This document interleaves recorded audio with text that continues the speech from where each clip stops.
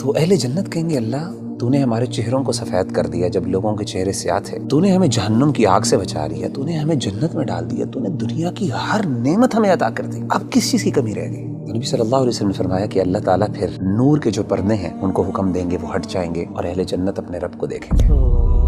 اس پوری جنت میں کوئی ایسی نعمت نہیں ہوگی جو اس نعمت سے بڑی نعمت ہوگی کہ جب ایک بندہ اپنے رب کو دیکھے گا، رب کو دیکھے گا، رب کو دیکھے گا، رب کو دیکھے گا۔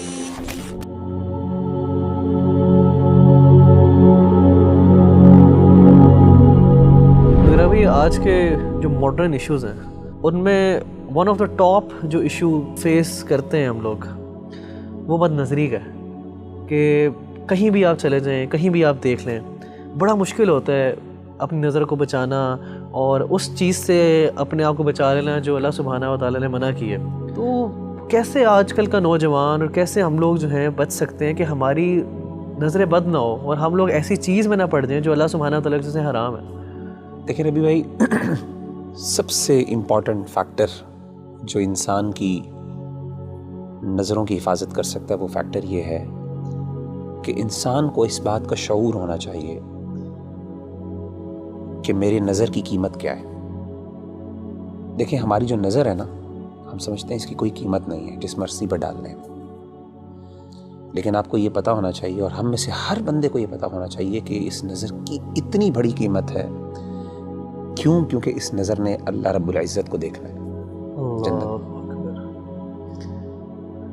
قیامت کے دن نبی صلی اللہ علیہ وآلہ وسلم نے فرمایا جب اہل جنت کو اللہ جنت میں بھیج دیں گے نا تو اللہ جنتیوں سے سوال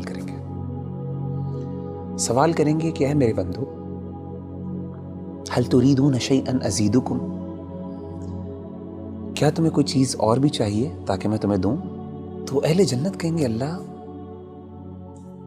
کون سی ایسی نعمت ہے تو نے ہمارے چہروں کو سفید کر دیا جب لوگوں کے چہرے سیاہ تھے، تو نے ہمیں جہنم کی آگ سے بچا لیا، تو نے ہمیں جنت میں ڈال دیا، تو نے دنیا کی ہر نعمت ہمیں عطا کر دی، اب کس چیز کی کمی رہ گئی؟ تو نبی صلی اللہ علیہ وسلم نے فرمایا کہ اللہ تعالیٰ پھر نور کے جو پردے ہیں ان کو حکم دیں گے، وہ ہٹ جائیں گے اور اہل جنت اپنے رب کو دیکھیں گے۔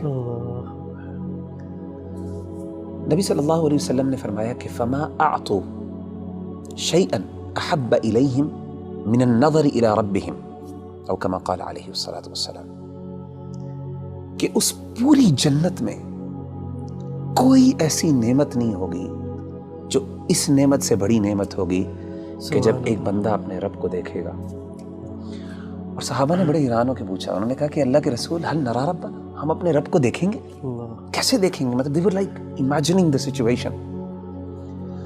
صحیح مسلم کی حدیث ہے، آپ صلی اللہ علیہ وسلم نے فرمایا هل تضارون في رؤية القمر ليلة البدر، کیا اندھیری رات میں جب 14ویں کا چاند نکلتا ہے، اندھیرے میں بالکل گھپ اندھیرا ہوتا ہے، اس میں 14ویں کا جب چاند نظر آتا ہے، فل مون جسے ہم کہتے ہیں، کیا آپ کو کبھی مشکل ہوئی ہے اس چاند کو دیکھتے ہوئے؟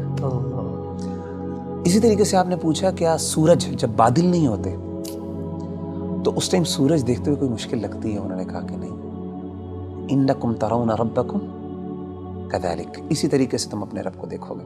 سبحان اللہ۔